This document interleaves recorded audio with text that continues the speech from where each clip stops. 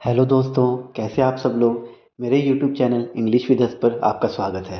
इस चैनल पर हम डेली द हिंदू न्यूज़पेपर से 5 वर्ड्स लेते हैं और अलग अलग उदाहरणों से उनके मतलब समझते हैं।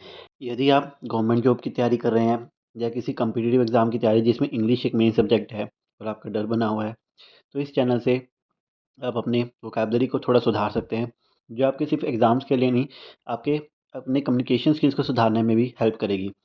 तो आज हम 15 जनवरी 2025 के द हिंदू के नहीं, इंडियन एक्सप्रेस के एडिशन से 5 वर्ड सीखेंगे, क्योंकि कल द हिंदू की जगह इंडियन एक्सप्रेस न्यूज़पेपर मिला मुझे। तो पहला वर्ड है कोवर्ट। इसका मतलब है कोई चीज़ जो छुपी हो, हिडन सीक्रेट हो या फिर गुप्त हो। उदाहरण के तौर पर the spy carried out a covert operation to gather intelligence. News है for the past decade or more Europe's governments have been trying to this covert influence operation from adversary like Russia and China. पिछले एक दशक या उससे अधिक समय से Europe की सरकारें रूस और चीन जैसे विरोधियों की गुप्त प्रभाव अभियानों का विरोध करने की कोशिश कर रहे हैं। तो कोवर्ड को आप कोवर्ड से याद कर सकते हैं, COWARD, जिसका मतलब होता है डरपोक। तो जैसे डरपोक छिपा छिपा रहता है, वैसे कोवर्ड को गुप्त या सीक्रेट याद कर सकते हैं।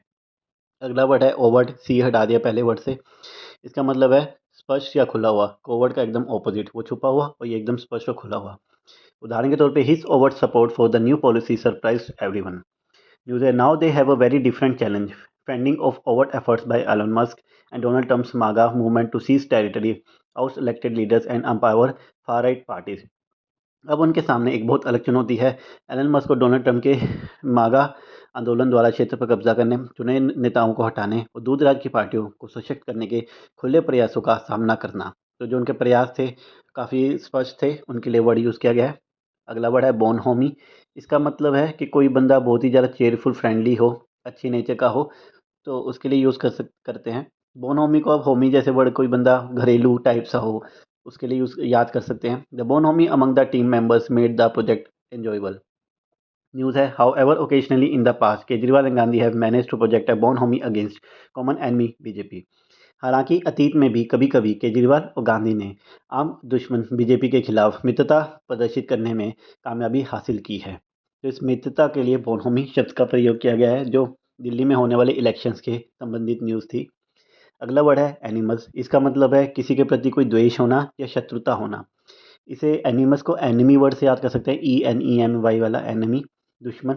तो उदाहरण है despite their disagreements there was no animus between the two colleagues. News है still the two could never put the animus behind enough to share a platform. फिर भी वे दोनों कभी भी अपनी शत्रुता को इतना पीछे नहीं छोड़ सके कि एक मन साझा कर सके। उदाहरण के लिए इंडिया गठबंधन की बैठकों को छोड़कर। तो ये भी जो दिल्ली में इलेक्शन होने वाले हैं 5 फरवरी को, उससे संबंधित न्यूज़ थी। तो आई होप एनिमी वर्ड से याद हो जाएगा, एनिमी शत्रु, एनिमस शत्रुता, स्पेलिंग अलग है चाहे। आखिरी वर्ड है रिफ्ट। इसका मतलब है कि दो चीज़ों में कोई दरार होना, विभाजन होना, किसी तरह की कोई गैप होना। उदाहरण के तौर पे the rift between the brothers grew wider after the dispute over property. News है however Congress leaders insist the talk of a rift in the alliance will dies down once the Delhi elections are over. अनुवाद है हालांकि कांग्रेस नेता जोर देते हैं कि गठबंधन में दरार की बात दिल्ली चुनावों के बाद समाप्त हो जाएगी।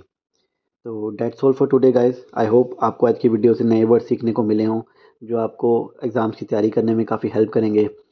जैसे इंग्लिश में कोई कॉम्प्रिहेंशन आता है या इस वर्ड का कहाँ गलत इस्तेमाल किया गया है, ऐसे क्वेश्चन आते हैं, वहाँ ये वोकैबुलरी आपको काफ़ी हेल्प कर सकती है और आपका जो डर है इंग्लिश के प्रति कॉम्प्रिहेंशन सोल्व करने में या फिर प्रेसी बनाने में, उस डर को कम कर सकती है। मैं अपने पर्सनल एक्सपीरियंस से कह रहा हूँ कि गवर्नमेंट एग्ज़ाम क्रैक करने में वो कैब्स बहुत हेल्प करेगी। तो कल फिर मिलते हैं। Thank you.